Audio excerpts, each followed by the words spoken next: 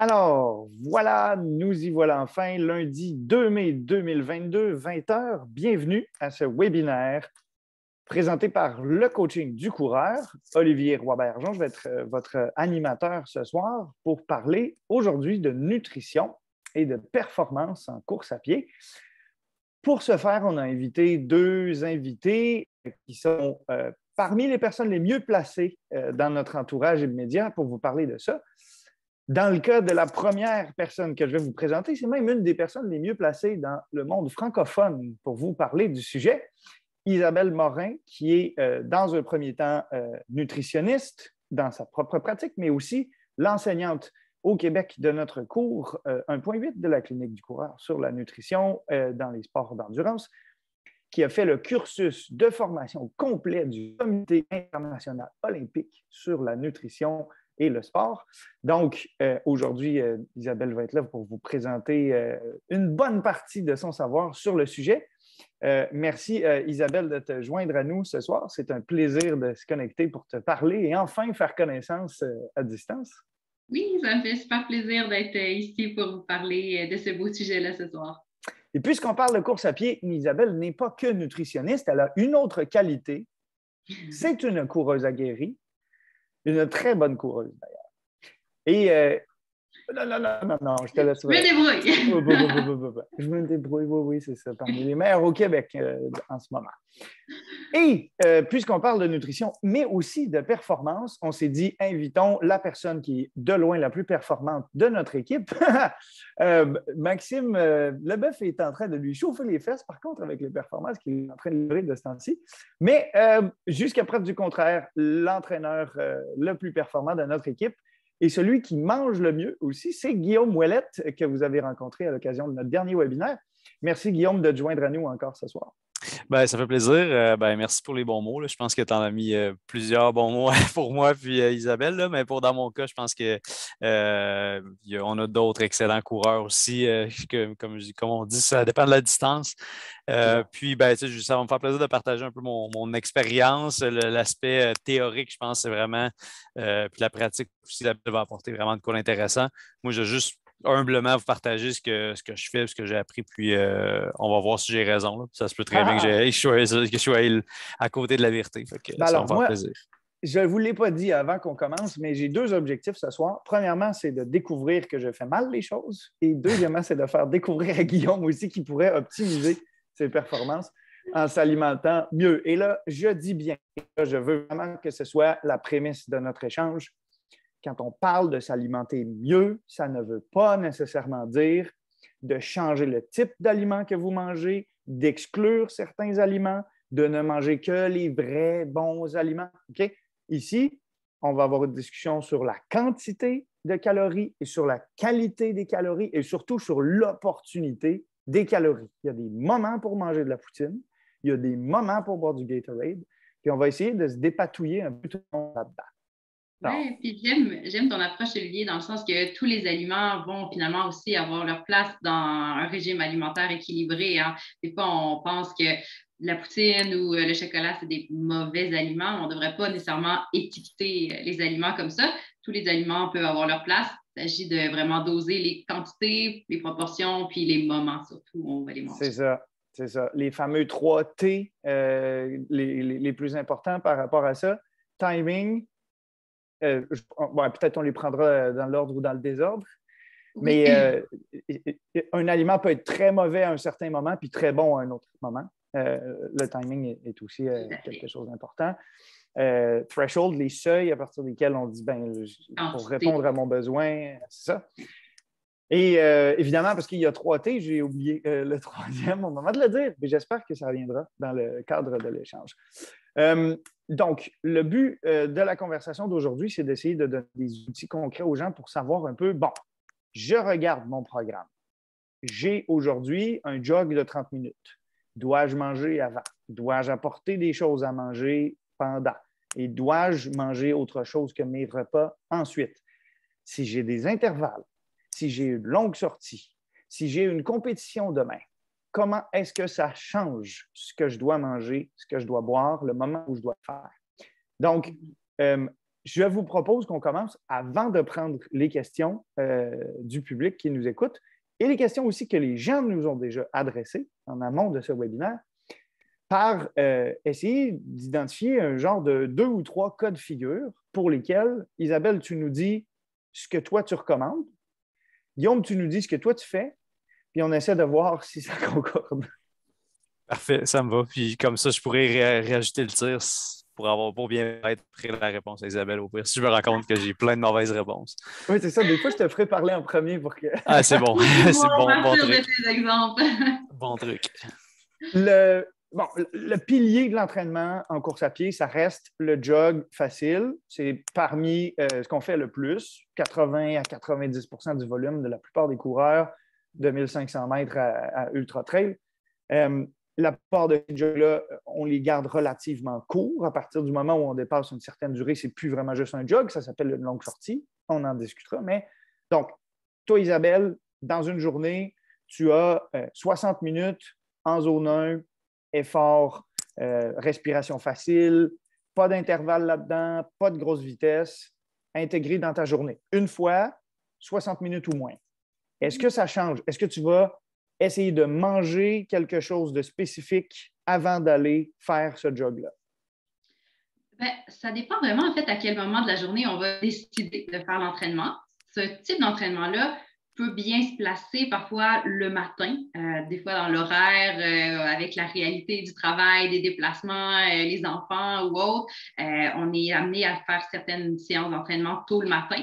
Donc ça, c'est le genre de séance qui peut être intéressante et qui peut bien se faire à jeun aussi. Donc un entraînement à basse intensité d'environ 1 heure ou moins à jeun, il n'y a pas de problème, surtout si on a bien mangé la veille. Donc, c'est le genre de séance qu'on peut faire là, dans ce contexte-là et de s'assurer par la suite, on y reviendra, mais de bien déjeuner là, par la suite pour récupérer.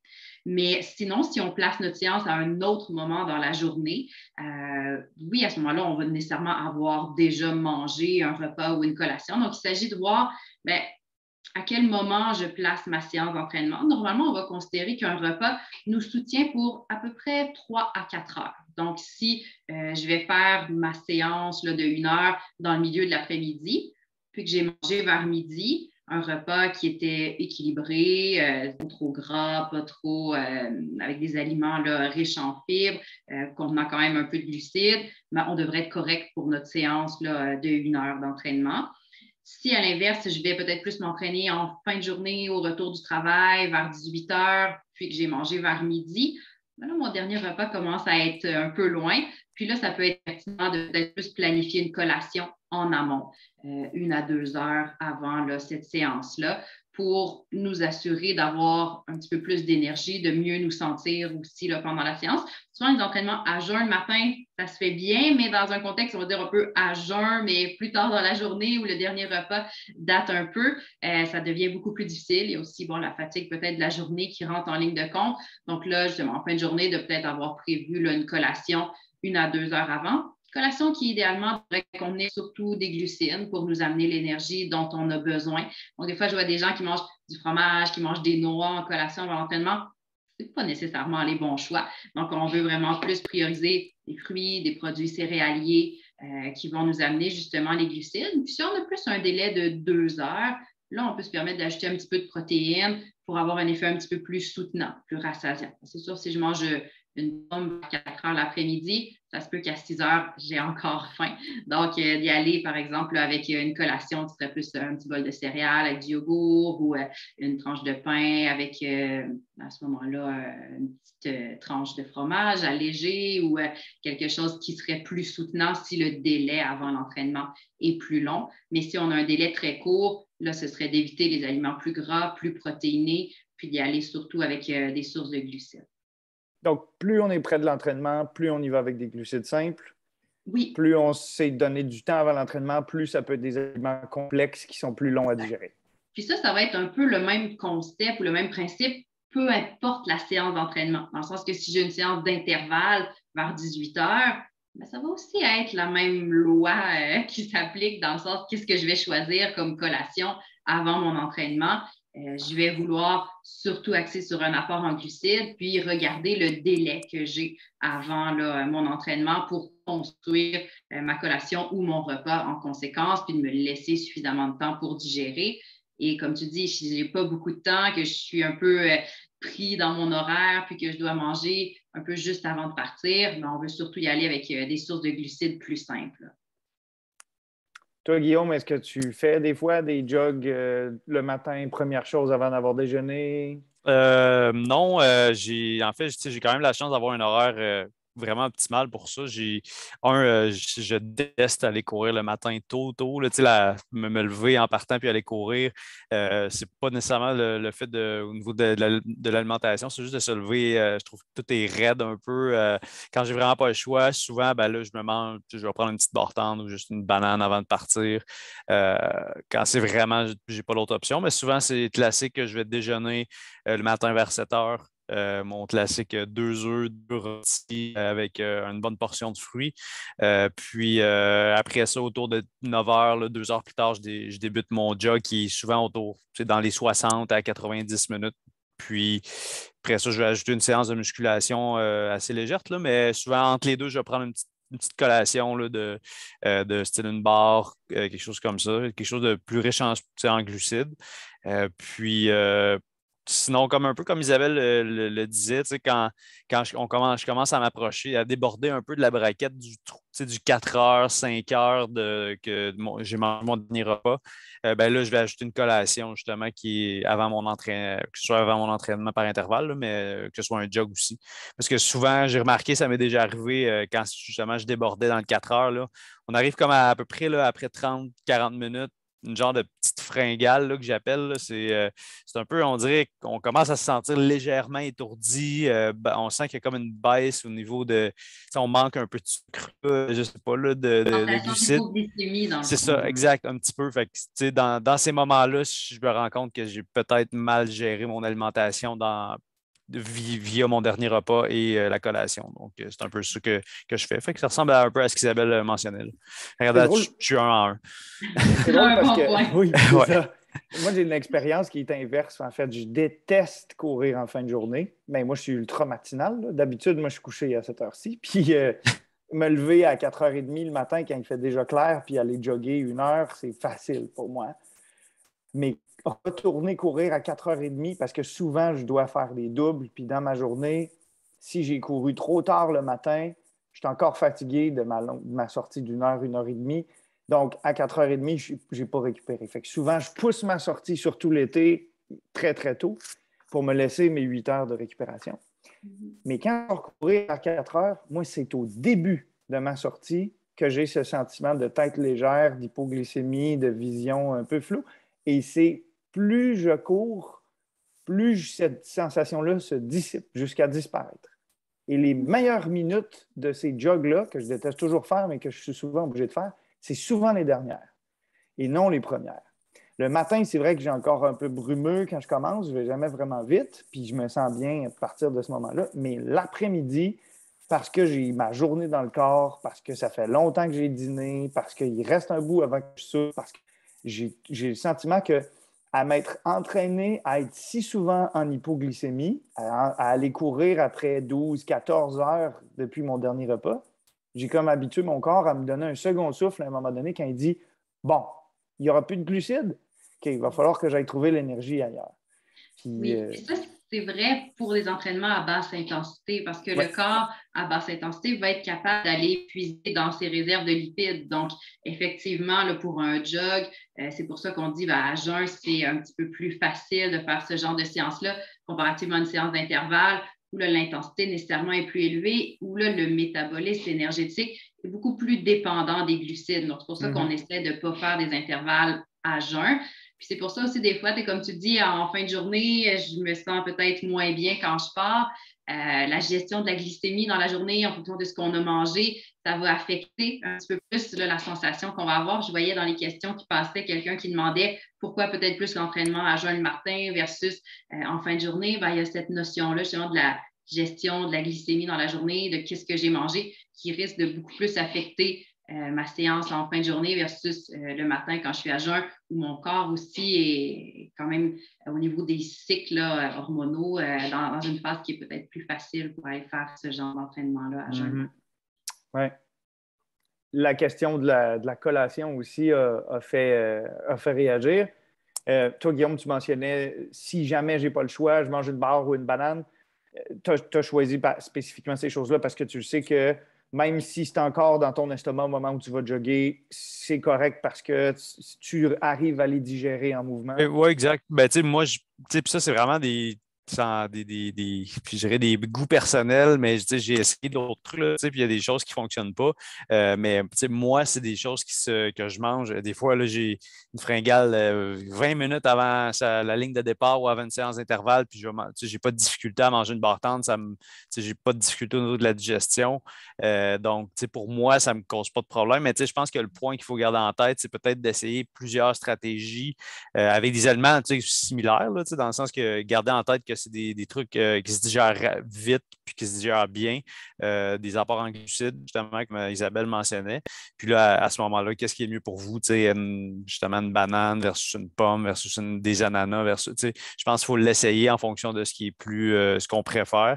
Puis moi, c'est vraiment des trucs que j'ai essayé puis ça fonctionne bien. Fait que, il y a eu de l'essai-erreur. Puis je pense que les gens, il faut qu'ils passent un peu par ces phases-là. Puis après ça, ben, là, les gens vont savoir quoi éviter et quoi aller faire comme choix. Là. Exactement, parce qu'il n'y a pas de recette miracle qui fonctionne pour tout le monde. Il faut comprendre aussi que, bon, là, on discute de concepts plus généraux, mais après ça, il faut vraiment aussi aller individualiser parce qu'il y en a qui vont être capables de manger une banane ou une compote de fruits 10 minutes avant de partir, puis ça va super bien passer. Puis il y en a d'autres qui vont devoir manger 2 heures avant d'aller courir nécessairement pour bien se sentir. D'emblée, moi, je dirais quand même, si vous vous entraînez pour une épreuve pendant laquelle vous allez devoir manger. Je pense par exemple à de l'ultra-trail, ben, vous pouvez avoir intérêt des fois à prendre votre collation pré-course juste avant de partir pour mimer un petit peu l'effet de manger pendant l'effort, puis y aller vraiment avec les mêmes types d'aliments que vous allez manger à ce moment-là pendant la course, donc les mêmes barres que vous allez traîner avec vous ou les mêmes fruits, les mêmes suppléments que vous allez prendre pendant l'effort pour vraiment entraîner le système digestif à ce moment-là. Si vous vous entraînez plus pour des 5, des 10 km, là, l'enjeu est moins là. Et j'aime beaucoup que tu aies dit entraîner le système digestif. Oui. Parce que c'est une erreur que font beaucoup de coureurs de penser mes jambes, c'est correct, je les entraîne. Mon cœur, mes poumons, c'est correct, je les entraîne. Le chafing de ma veste d'hydratation, c'est correct, je l'entraîne. Mais là, un estomac puis un intestin, ça s'entraîne. Et moi, c'est pour ça que je dis c'est important que tu saches courir le ventre vide, mais c'est aussi important que tu saches courir le ventre plein. Évidemment, comme tu disais, 1500 mètres, 5000 mètres, même dit non. Mais comme la majorité des gens au Québec font des demi-marathons, des marathons, puis maintenant de plus en plus de la course en sentier, tôt ou tard, ils vont devoir manger. Si tu n'as jamais fait ça en entraînement, ça va mal se passer pendant ta course. Donc, entraînez votre système digestif à courir le ventre vide comme le ventre plein. Puis le fait d'entraîner, comme tu dis, c'est vraiment un entraînement parce qu'il se développe des adaptations. Donc, ce n'est pas juste une tolérance physique qu'on développe, mais il y a vraiment des adaptations au niveau du système digestif qui font qu'on va mieux absorber les nutriments qu'on mange pendant l'effort. Donc, il y a vraiment cette notion-là aussi vraiment d'entraînement, là, comme on va développer à la course, à faire des séances d'intervalle, puis des séances à basse intensité pour développer des adaptations différentes. Mais de manger à l'effort, des glucides, par exemple, va vraiment développer des adaptations pour nous aider à mieux les assimiler. Est-ce qu'il y a des aliments auxquels le système digestif ne peut pas s'adapter? Est-ce qu'il y a des trucs qui sont, par exemple, trop riches en fibres ou trop riches en lipides saturés, par exemple, peuvent devenir irritants pour tout le monde, même si les gens ont essayé de s'habituer à en manger? Ou... Bien, c'est sûr que tout ce qui est fibre alimentaire va être un irritant digestif. Donc, c'est quelque chose qu'on va vraiment essayer de vouloir limiter le plus possible pendant l'effort ou en amont, là, dans les dernières heures qui précèdent un effort, parce que les fibres ne nous amènent pas d'énergie, vont vraiment plus aider au transit intestinal au quotidien, mais c'est quand même quelque chose qui peut devenir irritant pendant l'effort. Donc ça, on essaie d'un petit peu plus de l'éviter dans la période près de l'effort ou pendant l'effort, bien que ça reste important au quotidien. Au niveau des lipides, donc c'est sûr que ce n'est pas le carburant de choix nécessairement pendant un effort, mais pendant un ultra, nécessairement, on va en consommer un petit peu de par les aliments qu'on mange, parce qu'à un moment donné, on n'est pas juste avec des gels énergétiques ou des boissons sportives. On va peut-être prendre des bars, on va voir sur les ravitaillements des chips, du fromage, des aliments qui contiennent des matières grasses. Donc, il est quand même possible d'en tolérer une petite quantité à l'effort. Puis, étant donné que l'intensité est plus basse, là, la digestion peut se faire un petit peu mieux, mais on veut quand même s'assurer de ne pas aller vers des grosses quantités de matières grasses parce que ça demande quand même un travail supplémentaire là, au niveau digestif pour ce type d'aliments. Sauf que ces aliments-là ont comme vertu de nous changer du goût sucré Oui. qu'on a tendance à apprécier durant la première ou les 2 premières heures d'une longue épreuve, mais qui devient rapidement insupportable. Oui. Et c'est là qu'on va se tourner vers les pretzels, les gnocchis, les cubes de fromage. Est-ce que mais toi, pretzel et gnocchi, il n'y a pas de matière grasse. Donc, ça, c'est le numéro 1 pour le côté salé, justement. Puis, on a des fois certaines barres sucrées, je pense aux barres Cliff là, qui sont des fois super utilisées. Ouais, il y a quand même un 7 à 10 grammes de lipides par barre. Là, donc, ça reste dans le sucré, mais ça fournit quand même des matières grasses. Donc, l'un ou l'autre, que ce soit dans le salé ou le sucré, c'est quand même possible d'en tolérer des petites quantités si on est vraiment à basse intensité, là, un peu comme un effort d'ultra. Super. Là, donc, tu nous as dit, selon le moment où on place un jog relativement court, qui n'a pas de composante d'intensité ni de composante de durée, quand on parle des longues sorties, il y a une raison pour laquelle on les distingue, même si elles sont en zone 1, même si elles sont à basse intensité comme les jogs, il y a une raison pour laquelle on dit, là, durant une longue sortie, par contre, carburant avant, carburant potentiellement pendant et surtout insistance sur le carburant après. Est-ce que tu veux prendre le temps de nous dire d'abord à partir de quelle durée ça devient une longue sortie d'un point de vue nutritionnel, puis surtout pour quelles raisons c'est aussi important d'accorder plus d'importance au carburant pour les longues sorties que pour les jogs qui peuvent être pas beaucoup, beaucoup plus courts, mais quand même.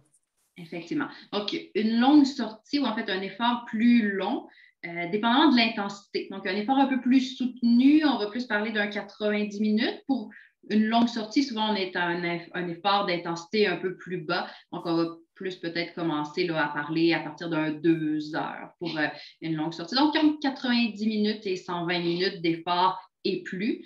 Là, on va vraiment peut-être vouloir avoir des considérations particulières.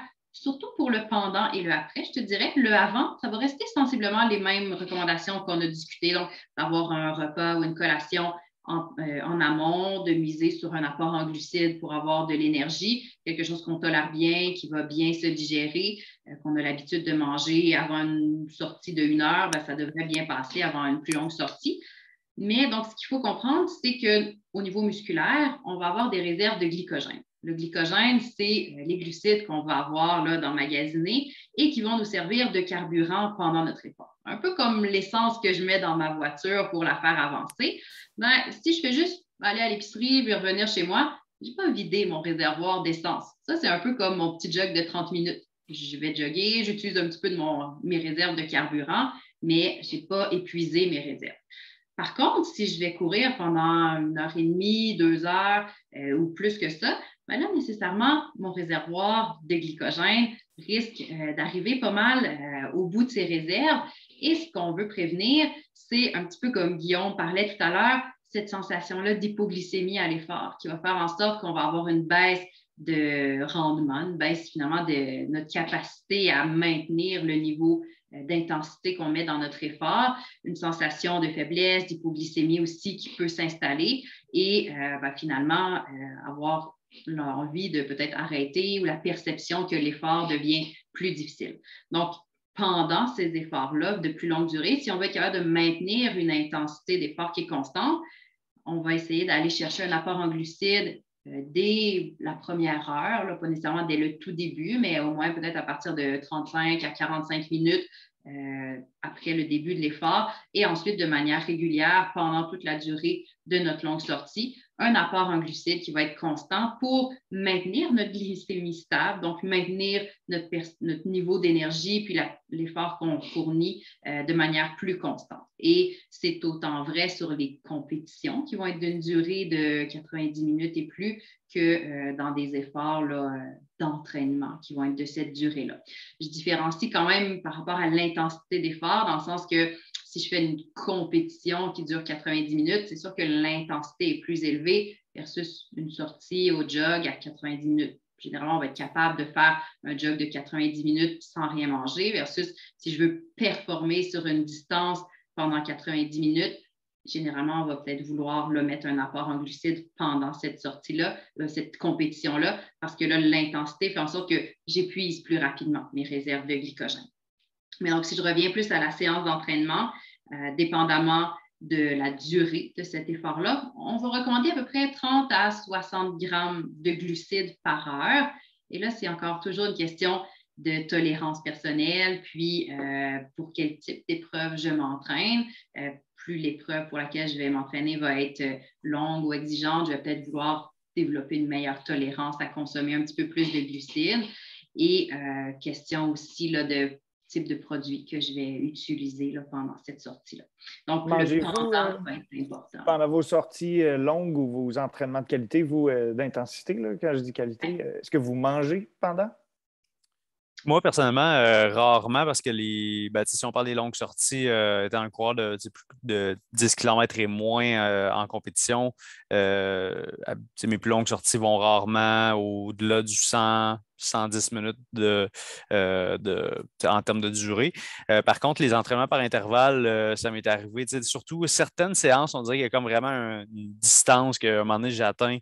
Quand on arrive avec l'échauffement, Isabelle se rappelle peut-être de ça dans ses années au Rouge-et-Or, quand on partait, on part du PEPS de l'Université Laval, on s'en va aux plaines, ça c'est l'échauffement. Puis après ça, on fait la séance qui est très volumineuse en termes de temps d'effort, puis à quand même haute intensité. Et là, après, quand on repart pour le retour au calme, qui est le retour jusqu'au PEPS, là, souvent, là, moi, c'est là que ça arrivait, que j'avais hâte d'arriver, la baisse un peu de l'hypoglycémie, sans le feeling là, que je ressentais. Donc, souvent, des fois, ce que je faisais, c'est que tout de suite après l'entraînement, juste pour éviter ça, je me traînais des petites barres fruits d'œufs. Ça, c'est quelque chose qui se mange super bien. C'est juste du sucre très vite là, qui rentre. C'est ça, de quoi qui se mange très bien puis qu'on sait que ça va arriver très vite. Donc, moi, c'est ça que je prenais pendant. C'est sûr que l'intensité, la phase d'intensité était terminée. Donc, c'est un petit peu plus difficile. C'est un petit peu plus facile versus quand l'intensité se poursuit, là, c'est une autre affaire parce qu'on veut, le liquide, des fois, va mieux passer. Il y a toute une série là, de suppléments liquides là, qui a fait son entrée sur le marché dernièrement. Je les utilise pas, donc je peux laisser Isabelle en parler là, ou à Olivier aussi, là, qui doit peut-être essayer. Oui, ben, pour répondre à ta question, Olivier, tu vois, moi, une longue sortie là, autour d'une vingtaine de kilomètres, je vais y aller sans nécessairement rien manger. Par contre, un petit peu comme Guillaume, là, quand j'ai un 20 km, mais dans lequel j'intègre des intervalles, donc peut-être un 6-7 km d'échauffement, mes intervalles, un retour au calme d'à peu près un 6 km aussi. Souvent, je vais me prendre une petite collation, une petite barre, une petite bouchée avant mon retour au calme parce que là, commence à sentir que l'énergie est un petit peu moins au rendez-vous parce que justement, les intervalles ont rapidement épuisé les réserves de glycogène. Donc, ça devient difficile de finir la sortie. Sinon, sur une longue sortie, là, juste de jog, plus autour d'un 25 km, là, je vais peut-être me traîner une petite pâte de fruits ou une boisson sportive. En trail aussi, là, si je vais plus courir en trail, là, je vais m'amener des pâtes de fruits, des barres énergétiques. Donc, pour combler une boisson sportive peut-être là, à ce moment-là, pour combler un peu le déficit. OK. Moi, j'aime pas manger puis traîner des choses à manger ou à boire. Si je pouvais partir avec juste des shorts, c'est ça que je ferais. Fait que je mets pas de nourriture ou de boisson dedans. Fait que mais je suis pas nécessairement un bon exemple. Je suis plutôt le type de coureur qui choisit de s'entraîner à la dure en se disant tant mieux si je me rends à l'hypoglycémie parce que je force mon corps à développer des mécanismes pour trouver de l'énergie. Mais ça arrive des fois que je suis encore à une 10-12 de kilomètres de chez moi, puis là, je commence à avoir un peu flou, puis je me dis que l'heure qui Le reste... retour va être long. Mais l'heure qui tu reste est dis ça justement, c'est une autre stratégie qui est utilisée par certains de dire, ben, volontairement, je ne mangerai pas pendant ma longue sortie dans le but de peut-être développer d'autres adaptations. Donc, ce que tu fais, en fait, dans ce contexte-là, c'est de dire, OK, ben, je sais que je vais arriver au bout de mes réserves de glycogène et que je vais un peu tomber en hypoglycémie, que ça va devenir difficile, que ma perception d'effort va augmenter. Ce qui se passe au niveau physiologique, c'est que le corps, n'ayant plus accès à des réserves de glucides, n'ayant pas accès à des glucides qu'on lui apporte de manière exogène, doit se tourner vers un autre carburant parce que toi, tu lui imposes quand même de dire, ben non, je continue à courir. Donc, pour fournir de l'énergie, le corps va plus se tourner vers ses réserves de lipides. Il ne faut pas voir ça comme une bonne stratégie pour perdre du poids. Des fois, il y en a qui disent, ah, ben, si je fais ça, je vais perdre de la masse grasse. Ce n'est pas du tout l'objectif. C'est surtout le tissu graisseux ou la masse grasse qui est dans les muscles, donc qui est vraiment près des cellules musculaires qui va être utilisé. Et donc, on développe quand même des adaptations à utiliser les lipides à l'effort. Donc, qu'est-ce qui va se passer? C'est que mes mitochondries sont des petites usines à produire de l'énergie dans mes cellules. Donc, ces petites usines-là, elles utilisent vraiment les glucides pour produire de l'énergie. Là, n'ayant plus accès à ce carburant-là, les petites mitochondries, donc mes usines à énergie, vont dire, OK, ben, je vais avoir besoin d'utiliser un autre carburant. Donc, elles vont aussi là, développer des adaptations à utiliser les lipides. Et un aspect aussi dans l'utilisation des lipides comme carburant qui est important à savoir, c'est que ça demande plus d'oxygène au corps de produire de l'énergie avec les lipides qu'avec les glucides. Donc, d'un point de vue physiologique, on va avoir un petit peu plus de vaisseaux sanguins qui vont se développer au niveau musculaire pour essayer d'amener plus d'oxygène au niveau des muscles, mais d'un point de vue ressenti ou sensation, on va peut-être se sentir un petit peu plus essoufflé, on va avoir une perception d'effort qui est augmentée justement à cause de ce coût-là en oxygène qui est plus grand. Donc, le fait de faire des sorties à jeun de plus longue durée, là, quelqu'un qui posait la question, des sorties à jeun de 2-3 heures, c'est ce qu'on va cibler comme adaptation. Des sorties, comme tu fais, Olivier, aussi de longue durée où on sait qu'on devrait manger un apport en glucides, mais qu'on ne le fait pas, ben, c'est ces adaptations-là qu'on va développer. Ça peut être intéressant pour des gens qui performent sur des épreuves de longue durée, d'ultra-endurance. Pour Guillaume, par exemple, qui va courir un 5 ou un 10 km, ce n'est pas pertinent parce que lui, dans son effort en compétition, le corps ne va pas dans ces filières énergétiques-là d'utilisation des réserves de lipides. L'intensité est trop élevée et le corps est uniquement dépendant aux glucides. Donc, ça ne sert à rien de développer d'autres adaptations. Mais si je m'entraîne pour un 160 km, ça peut peut-être devenir pertinent d'avoir ces adaptations-là aussi. Par contre, d'être uniquement outillé à utiliser les lipides, on voit que ça n'a pas nécessairement d'effet plus bénéfique sur la performance. Donc, on veut garder notre capacité aussi à utiliser les glucides à l'effort. D'où le fait, Olivier, que je t'encouragerais peut-être des fois à manger des glucides pour entraîner ton système digestif à l'entraînement. Je le fais à l'approche de mes compétitions parce que je profite de mes entraînements où, par exemple, je vais avoir 1 heure à une allure près de mon allure marathon pour là sortir mes gels au sirop d'érable parce que c'est ce que je vais prendre durant ma compétition et je veux m'assurer de ne pas faire l'erreur de ne pas le tester puis de découvrir en compétition que ça ne passe pas. Mais un point que tu as mentionné, puis je pense sur lequel c'est vraiment important d'insister, c'est la flexibilité métabolique. Notre capacité à brûler tant des lipides que des glucides en ne brûlant pas que de l'un ou de l'autre. Parce que le corps, il a cette fâcheuse tendance à comprendre quelque chose et à sacrifier l'autre chose. Parce qu'on le sait, on l'a vu, diète cétogène, jeûne intermittent, entraînement à basse disponibilité de glucides fait que le corps devient de plus en plus apte à métaboliser des lipides, mais qu'il perd aussi sa capacité à métaboliser des glucides. Puis là, c'est dommage parce que si vous avez passé 4 mois à vous entraîner à jeun, en buvant de l'huile d'olive avant d'aller courir pour être sûr de ne pas avoir de glucides disponibles, faites pas ça, c'est pas une bonne idée. Arrivé le jour de votre compétition, les gels, ils ne feront pas effet comme ils auraient fait effet si vous aviez continué à en utiliser dans votre entraînement.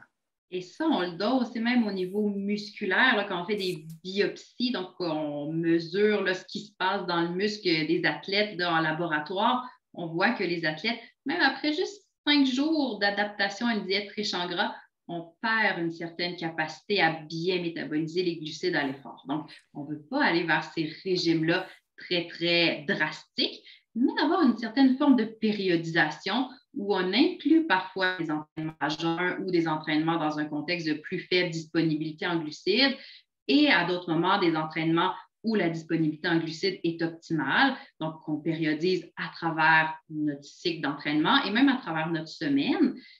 Et plus justement on se rapproche de la compétition, plus on va peut-être mettre d'entraînement dans un contexte favorable de réserve en glucides.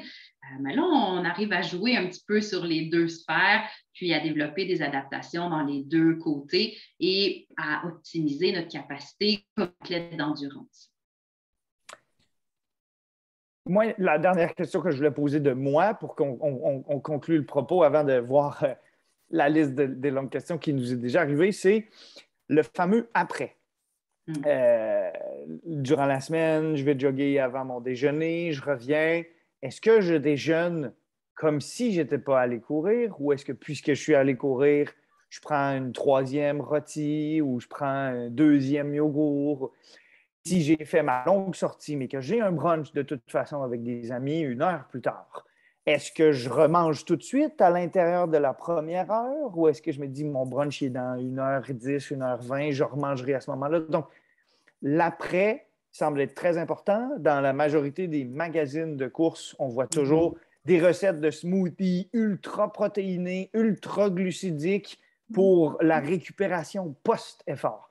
Est-ce que c'est du charabia pour vendre des copies de magazines ou est-ce qu'il y a une importance véritable de toujours manger plus que juste nos repas et nos collations habituelles après être allé courir? Ou le fameux aussi, excuse pour rajouter une petite affaire, le fameux 30 minutes magique là, qu'on entend souvent parler. Est-ce qu'à 31 minutes, c'est terminé? On a complètement détruit notre séance d'entraînement et notre récupération. C'est un peu ça. Perdu toutes les adaptations. Exactement. J'ai tout fait ça pour rien. Non, en fait, il y a 2 nutriments qui sont souvent discutés en récupération, les glucides et les protéines. Et donc, il faut voir un petit peu le rôle de ces nutriments-là pour commencer. Les glucides vont servir à reconstruire mes réserves énergétiques, donc mes réserves de glycogène. Donc, à prime abord, si je veux les reconstruire, il faut que je les ai épuisées.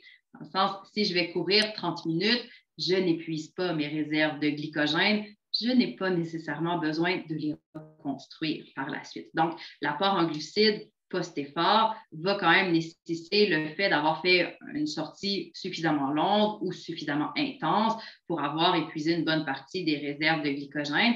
Et à ce moment-là, ça devient vraiment important de les refaire, de les reconstruire, surtout si on prévoit une 2e séance dans un délai relativement rapproché.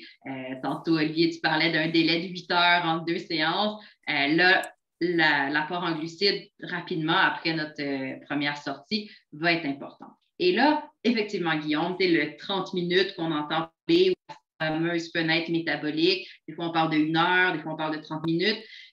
Oui, ça va optimiser la vitesse à laquelle le corps est capable de refaire les réserves de glycogène.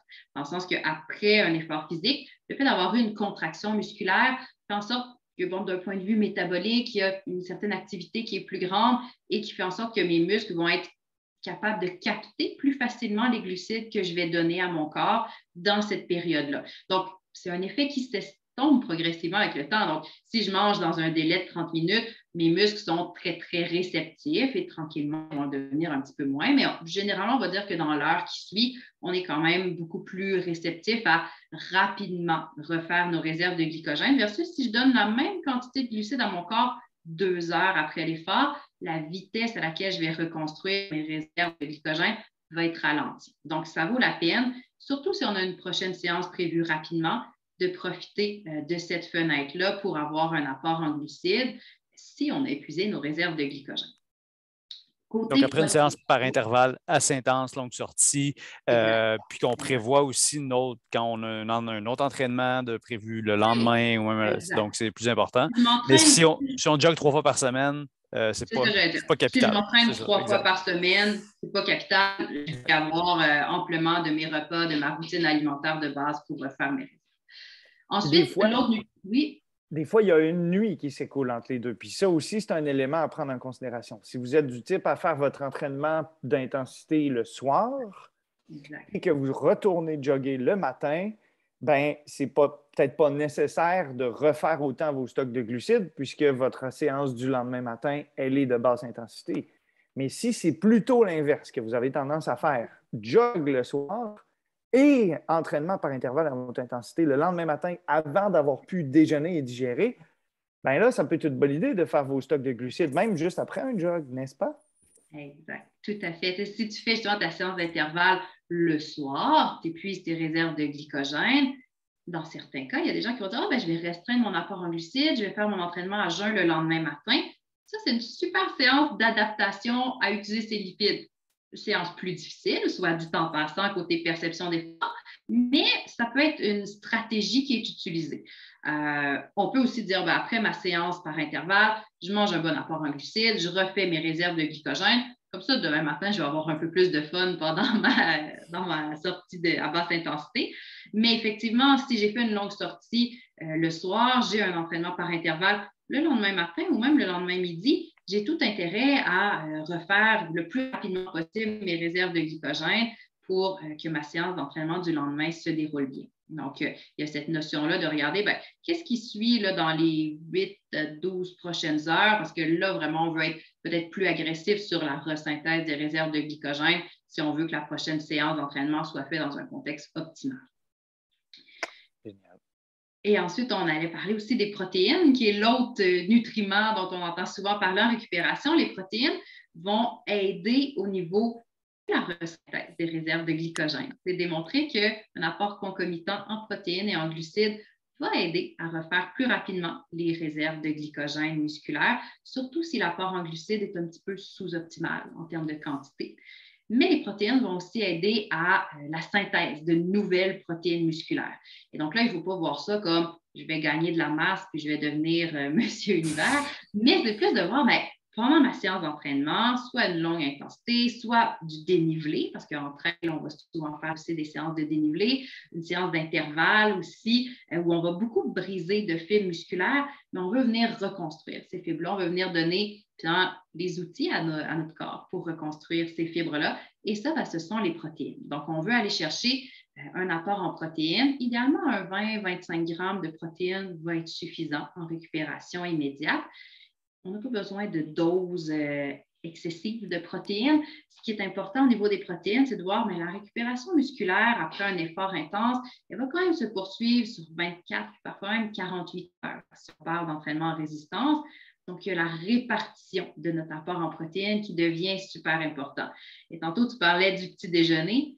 C'est souvent un repas où l'apport en protéines est déficitaire au quotidien et où les gens gagneraient d'un point de vue récupération globale quand on s'entraîne plusieurs fois par semaine, de vraiment juste s'assurer de structurer l'apport en protéines dans la journée et de ne pas avoir un petit déjeuner qui en contient très, très peu et à l'autre bout de la journée, un repas du soir qui en contient vraiment beaucoup. Un bol de Cheerios le matin puis un T-bone le soir. Ça, c'est la pire répartition. C'est ça. Il faudrait mieux mettre un peu de T-bone sur tes Cheerios pour avoir des protéines le matin. Pas sûr que je te confierais ma cuisine pour me préparer mes repas, mais peut-être des œufs le matin, un pain doré avec des œufs, du yogourt grec. Donc, il y a toutes sortes de moyens d'intégrer plus de protéines au petit déjeuner, puis de garder en tête, en récupération aussi, idéalement d'avoir un apport en protéines. Si ma séance a été suffisamment exigeante pour amener quand même là, ce besoin-là, si je vais jogger 30-40 minutes, je reviens, je n'ai pas besoin d'apport en glucides, je n'ai pas besoin d'apport en protéines pour récupérer. Je peux manger si j'ai faim, par contre, parce que ça, c'est toujours correct. Là. Puis ça, parce qu'on a parlé d'alimentation, mais il faut aussi qu'on parle d'hydratation. Les recommandations nationales sont assez simples. C'est bois à ta soif. Est-ce qu'on peut aussi dire pour l'alimentation, mange à ta faim? Mais dans un contexte global, oui. Je te dirais, il y a quand même certaines petites nuances par rapport à l'alimentation, dans le sens qu'il y a un effort intense, puis Guillaume, tu pourras peut-être témoigner aussi, mais un effort intense, des fois par intervalle, va amener un effet un petit peu anorexigène, dans le sens que ça coupe coupe l'appétit. Puis si on sait que rapidement, on a une autre séance qui va suivre, des fois, ça peut avoir la peine de dire, OK, je vais me forcer un petit peu, je vais manger quelque chose parce que présentement, je n'ai pas faim, mais c'est à cause de la séance d'entraînement qui a été très intense. Puis là, des fois, d'y aller avec une option liquide pour aller chercher un apport en glucides, en protéines, pour récupérer rapidement. Ça, c'est un contexte où, des fois, il y a une petite nuance à faire.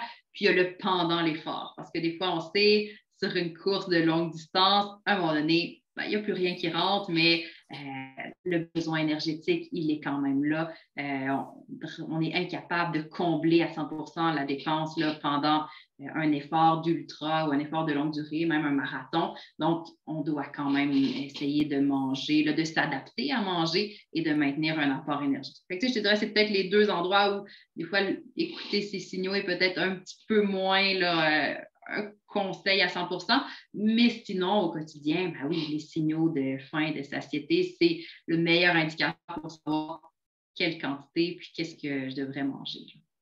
Mais moi, je peux vous le dire, là, même s'il y a un effet coupe-faim à la suite des intervalles, si vous ne mangez pas tout de suite, parce que ça ne vous vient pas du tout, là, ça va finir par vous rattraper assez rapidement.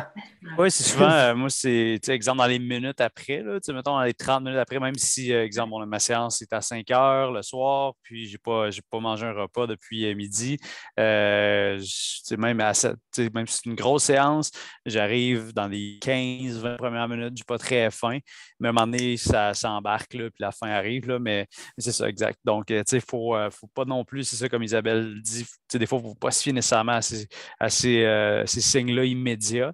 Mais éventuellement, il faut être logique. On vient de dépenser quasiment dans certains cas des 2000 calories. Donc, c'est important d'aller rechercher un apport. Puis aller rechercher un repas de 2000, des fois, c'est avec des aliments sains, c'est pas facile.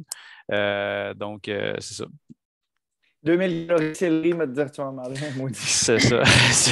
Le champ est mieux d'être gros. C'est ça. Ça va être difficile à passer. Ouais. Est-ce qu'un bon entraînement de 2000 calories pour voir qu'il y a beaucoup de gens qui ne vont pas nécessairement avoir ces dépenses? Ah, exact. Je disais des gros chiffres, là, mais c'est ça. Ouais.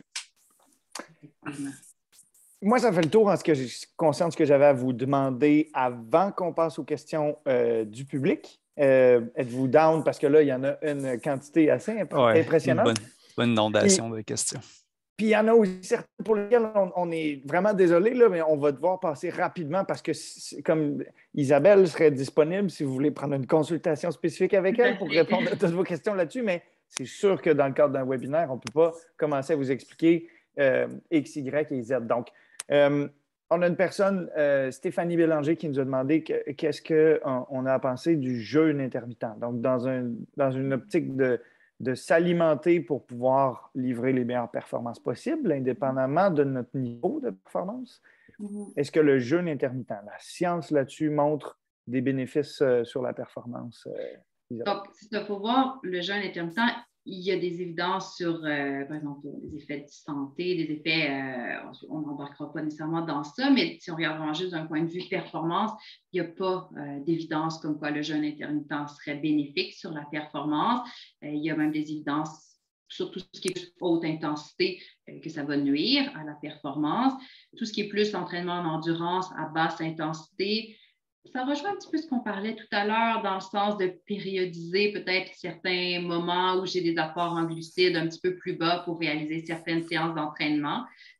Donc, ça peut cadrer à la limite avec de dire, je vais essayer de développer certaines adaptations pour utiliser un petit peu plus les réserves de lipides dans un contexte sous-optimal, mais assurément, le jeûne intermittent, si je le fais vraiment juste dans une optique de gain sur ma performance, il n'y a pas vraiment d'effet bénéfique. Si vous voulez quand même le faire, parce que, il y a d'autres raisons personnelles qui vous amènent à faire ça, juste vraiment de vous assurer de ne pas poursuivre le jeûne après un entraînement.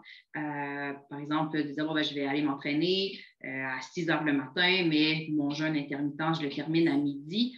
Là, le côté récupération va être vraiment beaucoup plus difficile. Donc, le corps va lui prendre beaucoup plus de ressources pour récupérer, va aller puiser dans ses protéines musculaires pour essayer de récupérer aussi. Donc là, on est vraiment dans un cycle sous-optimal. Donc, juste de vous assurer au moins, si vous faites un entraînement à jeûne, dans le cadre de votre jeûne, de finir par un repas. Yo, je présume que comme tu ne t'entraînes pas vraiment à jeun, tu ne dois pas non plus faire de jeûne intermittent. Non. Mais par contre, tu sais, il y a eu comment je pourrais dire, des questionnements. Certains athlètes ont eu des questionnements sur est-ce que le keto peut être bon surtout sur des épreuves de longue distance. Je sais que le marcheur Evan Dunphy, le marcheur olympique qui participe à des épreuves de justement 20 km, mais surtout 50 km. Donc, c'est des épreuves de moins entre 3h30 et 4 heures. Puis lui avait participé à ça, puis c'était vraiment donné. Puis finalement, avec les conclusions qu'il avait eues, il était revenu vraiment à une diète hautement, hautement riche en glucides. Je pense que c'est ce qui, en termes de performance, là, si on regarde ça, je n'ai pas connu d'athlète ou côtoyé d'athlète qui, en tout cas en course à pied, là, qui abordait ce genre, qui utilisait ce genre de diète. Par contre, je ne peux pas rentrer dans les détails à quel point, si dans la vie quotidienne des gens, c'est bon ou mauvais. Je n'ai pas les connaissances pour ça. Mais à tout le moins, en termes de performance, ça peut donner une idée. Mais jeûne intermittent, même chose, je pense. Isabelle a bien résumé ça. Isabelle sera peut-être même d'accord avec moi pour dire, puisqu'on pratique une activité physique, toute forme de restriction calorique va aller à l'encontre de ce qu'on est capable de livrer comme performance. Il y a des raisons de faire de la restriction calorique, il y a des raisons d'exclure certains aliments, mais si vous voulez améliorer vos performances en course à pied, restreindre vos calories ou exclure des aliments, c'est jouer plutôt à l'encontre de vos... Juste pour faire une petite parenthèse sur le point de Guillaume, là, Evan Dunphy, justement, lui participait à un projet de recherche là, en Australie où il avait pris les meilleurs athlètes en marche au monde, il avait amené dans un camp d'entraînement et tout. Et les conclusions de ces études-là démontrent vraiment que le régime cétogène nuit à la performance, qu'il n'y aura aucun gain là, sur la performance, comparativement à soit une périodisation des glucides ou un apport élevé en glucides. Si vous voulez aller voir sur son Twitter, des fois, il poste ce qu'il prend pendant une course, là, toutes ces tables de nutrition, à chaque table, qu'est-ce qu'il a bu comme liquide. C'est assez impressionnant la quantité de glucides que ça prend pour livrer une performance de ce genre-là. Là. Oui, c'est un 90 grammes de glucides par heure. Oui, ça rentre. Mais je mets juste au défi quiconque. Là. Moi, j'en cours des 50 km, là, puis 3h30 en course à pied. C'est un très bon temps. Alors, à la marche, 3h30 sur 50 km, là, je ne sais pas si vous le savez. Ils sont tout près du 4 minutes quelques du kilomètre, 4-10, 40 km environ là, à la marche. Ouais, c'est très intense. Ouais. C'est ça. Donc, il faut souligner qu'il a quand même fait un podium aux derniers Jeux. Oui, exact. Ouais. Et c'était son deuxième. Qui optimise, honnêtement, c'est un des meilleurs pour optimiser la préparation en général de son épreuve. Il avait réussi à Doha au Qatar dans des conditions extrêmes à livrer une performance vraiment exceptionnelle parce qu'il avait bien préparé sa course. Puis je pense que c'est un bel exemple de comment on peut optimiser la nutrition. Un modèle plus la distance est longue, plus la performance va jouer sur des aspects de nutrition. Exact. Les ultras, c'est des concours d'alimentation, je vous le dis. Exact. Non, mais c'est parce qu'il y a beaucoup de gens aussi qui nous l'ont demandé comment je fais pour, pendant une ultra, m'assurer de ne pas avoir de problèmes gastro-intestinaux. Inscris-toi pas à une ultra. Non, mais il y a quand même une façon de gérer. Mais oui, il y a beaucoup d'athlètes dans un ultra qui vont expérimenter des problèmes digestifs. Des fois parce que c'est une mauvaise préparation alimentaire. On en a parlé. Entraîner son système digestif, c'est le point numéro 1. Et ensuite, oui, des fois, il y a des circonstances hors de notre contrôle qui fait que cette journée-là, ça va moins bien, effectivement. Mais la prévalence des troubles gastro-intestinaux en ultra est d'entre 80 et 90 %. Et plus il fait chaud et humide, plus on s'approche du 90 % plutôt que du 80 %. Donc, sachez juste que c'est peut-être moins difficile qu'un 5 km où tu es ici comme ça tout le long, mais c'est plus difficile en bas et ça fait partie du jeu. Là, on a eu 2 questions sur les crampes. Et là, je sais que ce qui les cause, puis est-ce que c'est à cause de la nutrition et tout, là, ça va nous amener un peu à l'extérieur de notre propos. Mais les fameux points de côté, le side stitch en anglais, est-ce que c'est lié au fait qu'on est encore en train d'essayer de digérer des aliments, mais que là, notre corps envoie le sang plutôt les jambes et là, donc, le foie, l'estomac, l'intestin travaillent, mais avec moins de ressources. Puis là, ils se plaignent, puis on a mal.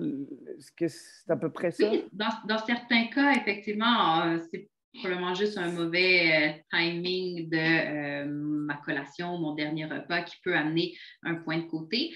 Après ça, il y a des gens qui vont avoir très bien géré leur alimentation puis qui vont avoir peut-être plus des problèmes au niveau de la respiration ou qui vont développer des points de côté de manière totalement indépendante à la nutrition. Donc, ça, c'est multifactoriel. Un petit peu comme les crampes musculaires aussi, qui sont une autre forme de crampes, là, mais qui ne sont pas nécessairement non plus reliées à l'alimentation ou l'hydratation, mais des fois un peu plus à une fatigue neuromusculaire là, qui s'installe. Super.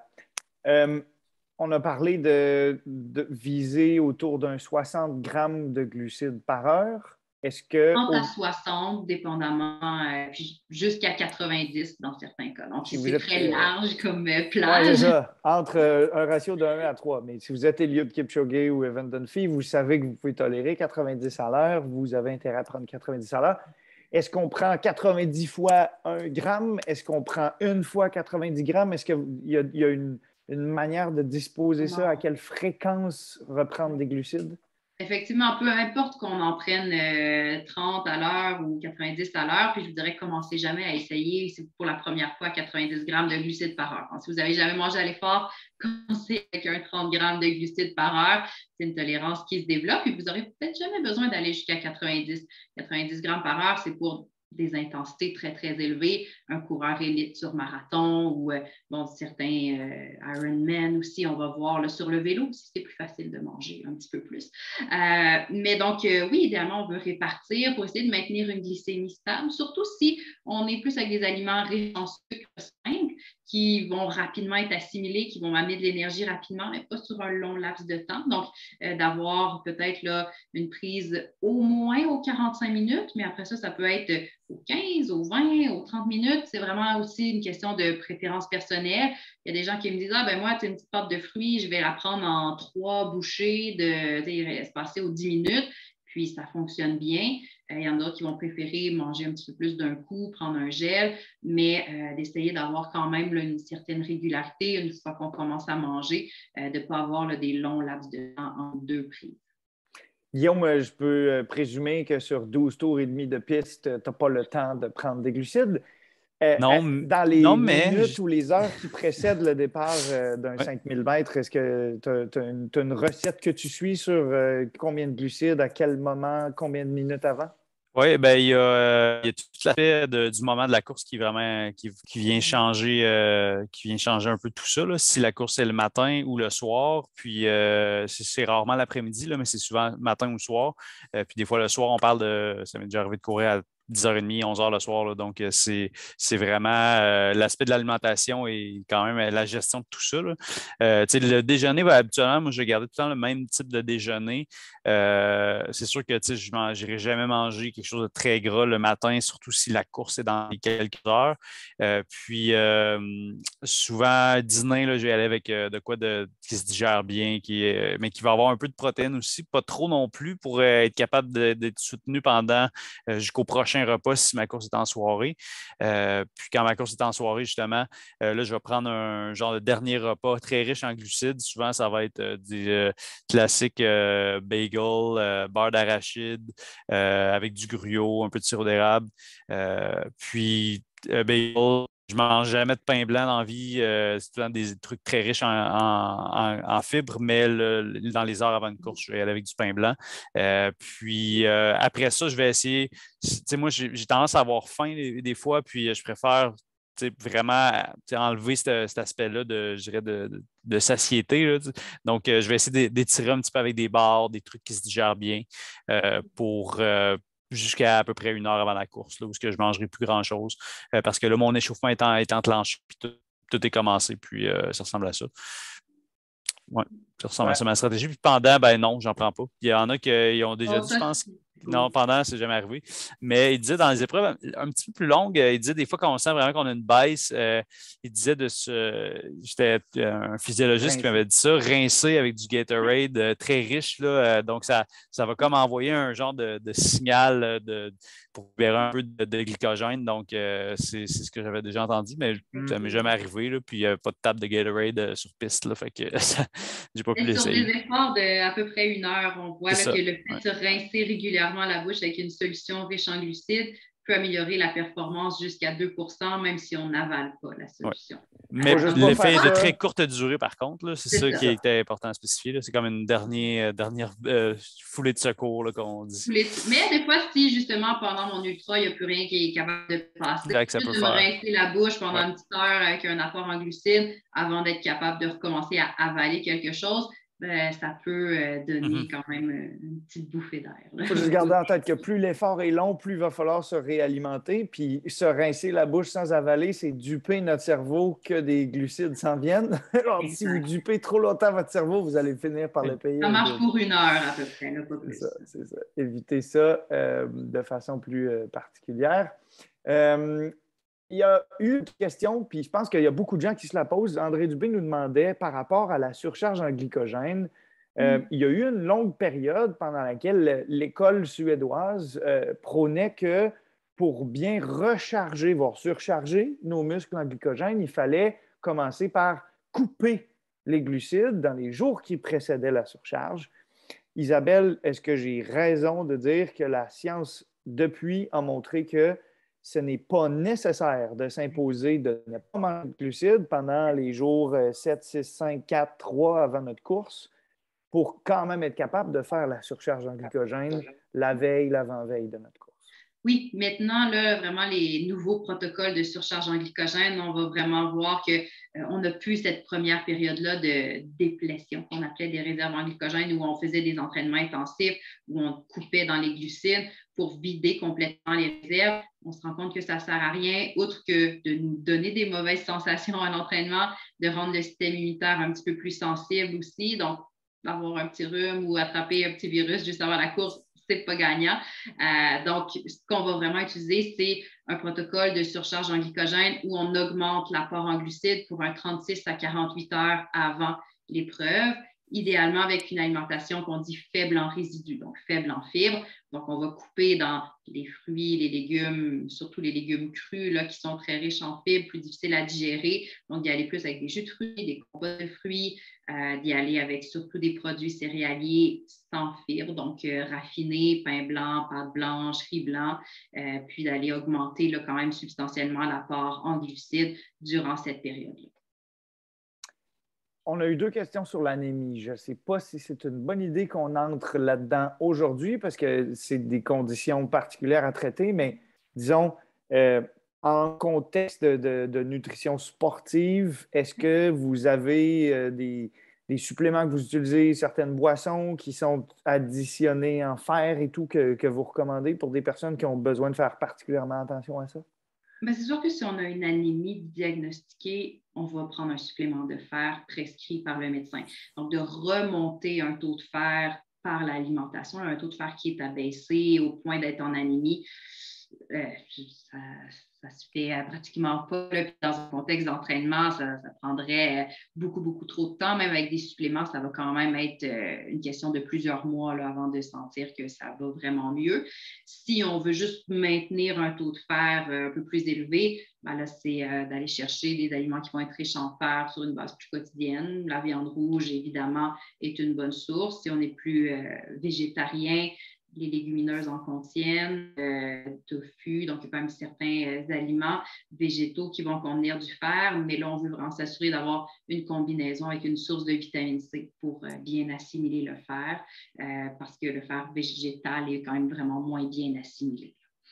Mais c'est quand même une question médicale à voir aussi avec un médecin ou en consultation avec une nutritionniste.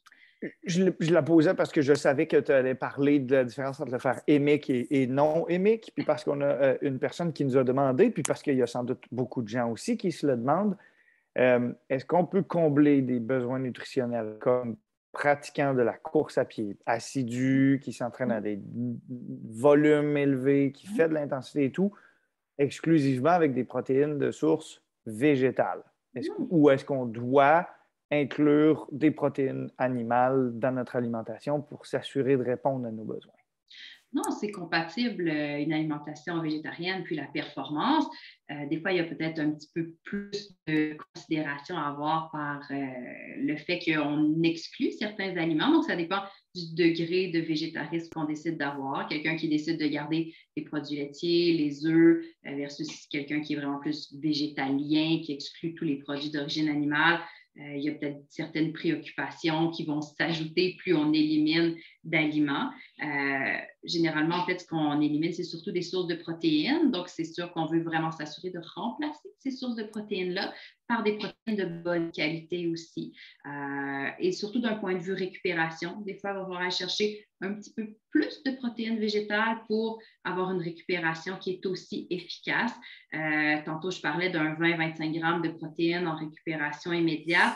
Ce sont beaucoup des études qui sont faites avec la protéine de lactosérum qui ont démontré ça, la protéine de petit lait. On se rend compte que, par exemple, avec la protéine de soya, ça va plus nous prendre 40 grammes de protéines de soya pour atteindre des effets physiologiques qui sont similaires. Donc, c'est une question d'adapter les portions, d'adapter les apports pour être sûr de combler ses besoins, mais c'est tout à fait possible d'y arriver. Puis, c'est de voir qu'il n'y a pas de bénéfices ou d'effets délétères sur la performance. Une alimentation végétarienne bien équilibrée va avoir un effet neutre, si on veut, sur la performance. Donc, ça va tout aussi bien combler les besoins. Manges-tu de la viande, toi, Guillaume? Oui, quand même, mais tu sais, j'essaie d'avoir une alimentation assez balancée dans ma semaine. Tu sais, je ne vais pas manger tous les soirs de la viande rouge ou tous les soirs du poulet. Je vais souvent avoir un soir par semaine justement de protéines végétales. Là. Souvent tofu, tempeh, en tout cas, je suis encore en train d'apprendre là, à trouver des façons de cuisiner végétarien. Je vais souvent manger un poisson par semaine, des fois deux. Puis le reste de la semaine, ça va être varié en fonction des types de protéines animales que je vais prendre, là, que ce soit le porc, le bœuf, le poulet. C'est pas mal le type de repas que j'ai. Là. Puis mes assiettes se ressemblent pas mal tout le temps. Là. Ça va vraiment être je dirais la moitié de mon assiette quasiment va être des légumes, un bon quart des glucides, que ce soit riz, patates, du quinoa, du couscous, peu importe. Puis l'autre quart, ça va être des protéines. Donc, ça ressemble à ça un peu en termes de division là, tu sais, d'une assiette, si on veut se faire une image vite. Quand j'arrive vraiment proche d'une phase de compétition, là, quand on parle des dernières journées, les 3 dernières journées, mettons, là, là, je vais diminuer un petit peu ma part de légumes, justement. Là. Je vais probablement aller plus vers 1 tiers de légumes, puis 2 tiers de glucides, 1 tiers de protéines. C'est comme ça que je vais faire un peu ma surcharge de glycogène. Là. C'est un peu comme ça que je la prépare. Là, tu es rendu à 4 tiers dans ton assiette. 4 tiers. Tu as bien raison. C'est donc, les biscuits, sur le côté. On augmente un petit peu les glucides. Ouais. Dans le contexte où la charge d'entraînement va augmenter ou dans le contexte où on veut justement livrer une performance, oui, ça peut être bénéfique d'augmenter un petit peu l'apport en glucides dans l'assiette. À 4 tiers. 4 tiers, c'est le secret. Je pense que c'est ce qu'on peut retenir de la séance d'aujourd'hui. Ouais. Si vous préparez une compétition, ajoutez un 4e tiers à votre assiette. C'est ça. C'est le tiers qui fait la différence. Voilà.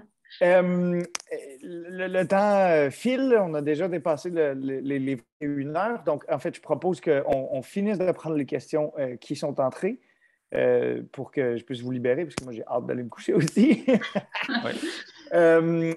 On a eu une question à propos de l'ajout de caféine dans les sources de glucides que l'on prend. C'est souvent dans des gels. Je sais que Guillaume, tu mentionnais les fruits 2.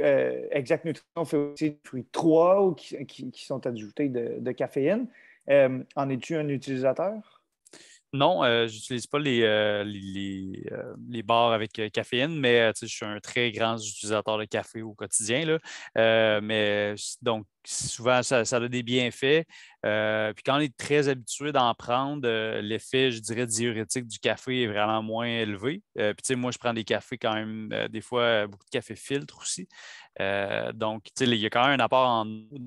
C'est pas, on n'a pas juste l'aspect négatif là, du café. Là. Puis, comme je dis, j'ai une bonne tolérance. Là, mais pour ce qui est des suppléments, je ne peux pas parler. Là, mais Isabelle va probablement être capable d'en parler un petit peu plus que moi. Mais juste pour faire une petite parenthèse, sur l'aspect diurétique, on considère quand même que le café fait partie de l'hydratation quotidienne. Donc, on ne verra pas ça comme quelque chose qui va contribuer à nous déshydrater ou avoir un effet diurétique. Des fois, on va peut-être sentir qu'on a besoin d'aller à la toilette plus rapidement parce qu'il y a un effet un peu excitant, mais ça n'aura pas vraiment d'effet diurétique. alors que l'alcool va avoir un effet plus déshydratant, là, donc va vraiment amener une perte de liquide plus grande.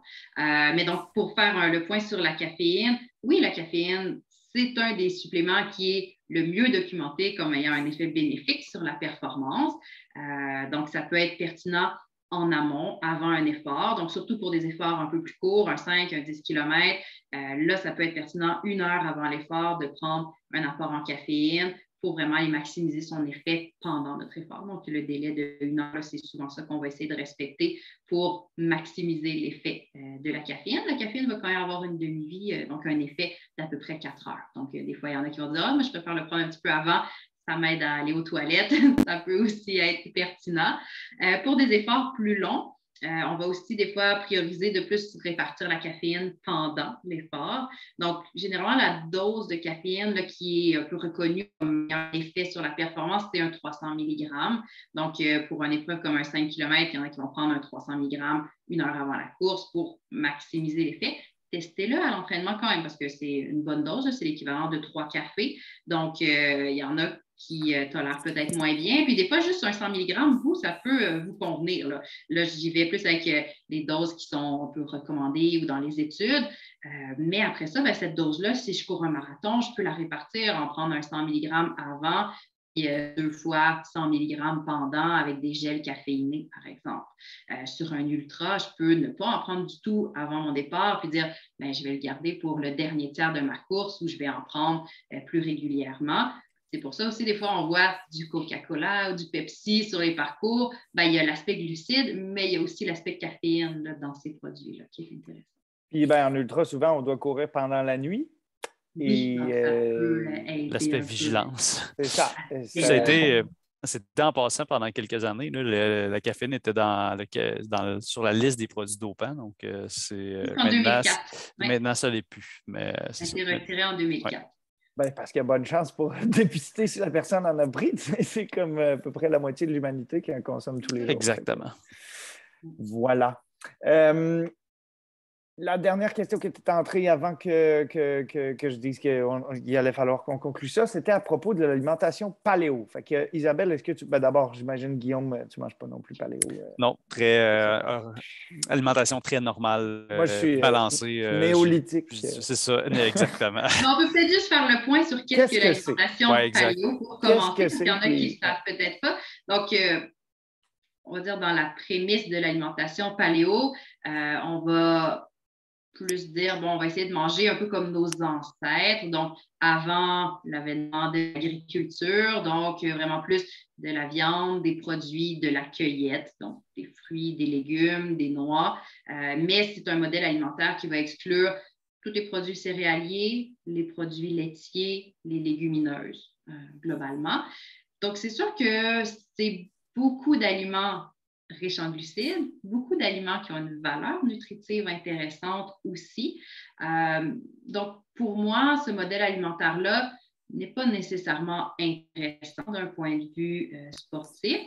Par contre, moi, je vous dirais, ce qui est peut-être beaucoup plus intéressant, autant d'un point de vue sportif que de santé, c'est d'essayer de manger le moins industrialisé possible, parce que c'est surtout là le problème avec notre alimentation actuelle, le côté industriel, le pain blanc, les produits raffinés, les produits avec beaucoup de sucre ajouté, de matières grasses ajoutées. Donc, de rester vers une alimentation brute, près des ingrédients, des aliments de base, mais même si vous intégrez des flocons d'avoine, même si vous intégrez du sarrasin entier, de l'orge, des légumineuses, des lentilles, donc des aliments qui sont naturels, qui sont riches en glucides, mais peu transformés, il n'y a aucun effet néfaste pour la santé, il n'y a que des bénéfices. Et je dirais que quand on est un athlète dans un sport d'endurance, on a tout à gagner à inclure cette diversité alimentaire. Donc, moi, j'irais vraiment plus comme ça. Pour un athlète récréatif qui s'entraîne quelques fois par semaine, oui, je peux manger vraiment beaucoup plus de fruits puis aller chercher un apport en glucides quand même présent dans l'alimentation. Le paléo n'est pas non plus du cétogène ou quelque chose qui est complètement déséquilibré. On a un apport plus modeste en glucides, mais qui peut quand même être présent Donc, il s'agit de bien adapter, mais pour moi, c'est quand même d'exclure beaucoup d'aliments avec des effets bénéfiques sur la santé, nutritivement parlant, qui contiennent aussi beaucoup d'éléments intéressants. Est-ce qu'on pourrait dire en conclusion à cet effet-là que, à moins que vous ayez une condition médicale reconnue, diagnostiquée, tout ce qui commence par diète, probablement pas une bonne idée? Exact. En fait, il n'y a pas. En fait, les raisons pour exclure un aliment, ça peut être parce que je suis allergique ou j'ai une intolérance à cet aliment-là. Tout à fait valable d'exclure un aliment dans ce contexte-là. Les conditions peut-être plus de conviction personnelle, si j'ai une religion ou des convictions par rapport au bien-être animal ou à l'environnement qui font en sorte que je décide d'exclure certains aliments. Ça aussi, ça peut être une raison qui peut être valable. Après ça, si vraiment il y a un aliment que je n'aime pas, moi, je n'aime pas la coriandre, j'en mange pas, tout simplement. C'est un débat continuel. Ouais. Il y a équipe coriandre ou pas si je n'aime coriandre. pas un aliment, c'est tout à fait correct de ne pas en manger. Après ça, tous les autres aliments, ils vont avoir leur place là, dans le régime alimentaire. C'est sûr qu'il y a peut-être certains aliments qu'on veut retrouver moins souvent. Tantôt, je parlais de l'industrialisation de l'alimentation. C'est sûr, si je mange tout le temps des aliments très, très transformés, ben oui, ça a un impact quand même sur ma performance, sur ma santé. On veut aller un peu moins là. Mais si je mange du craft dinner une fois à l'occasion, c'est pas la fin du monde. Si j'aime ça puis que c'est quelque chose qui me fait plaisir. Si on n'aime pas ça, c'est bien correct de ne pas en manger. mais pas de coriandre sur le Non, clan. exactement. Ça le rendrait meilleur. Ben, Isabelle, ça a été toujours instructif, mais particulièrement cette fois-ci, je dois dire que j'ai énormément appris sur toi et sur l'alimentation. Merci aussi, Guillaume, de nous avoir partagé tes petits trucs, tes conseils, puis ta perspective d'athlète de très haut niveau, parce que moi, je vais vous dire comment que je mange, mais ça n'a pas vraiment d'importance. Puis merci aussi d'avoir convié l'équipe du coaching du coureur à organiser un webinaire sur ce sujet, d'avoir manifestement piqué énormément la curiosité de notre auditoire. C'est notre mandat, la clinique du coureur, et donc c'était logique que ce soit aussi le mandat du coaching du coureur de partager un savoir fiable qui contribue à la santé des populations. On a une magnifique équipe qui y contribue à cette mission-là de façon inestimable, et donc je suis extrêmement choyé et très content d'avoir pu compter sur vous aujourd'hui pour ça. Comme on le fait toujours, ce webinaire était enregistré. Il sera disponible en rediffusion. Vous recevrez un courriel pour vous partager le lien de rediffusion. Et mon petit doigt me dit qu'il y aura une deuxième édition, parce qu'on n'a clairement pas réussi à épuiser le sujet. Et parce que, comme je l'ai dit souvent, bien, comme tout le monde mange, tout le monde est un peu intéressé par ce sujet-là. Donc, je pense qu'il y aura tout à fait lieu qu'on se donne un autre rendez-vous bientôt. Donc, merci à tout le monde d'avoir été présent. La déferlante de remerciements et de salutations, je pense, m'indique que vous avez apprécié votre expérience tout autant que moi. Merci Isabelle, merci Guillaume. Excellente fin de soirée. Merci Olivier, merci à tout le monde d'avoir été là. Merci à tout le monde. Vraiment On se dit à bientôt. Bonne bouffe, bon entraînement, bonne saison.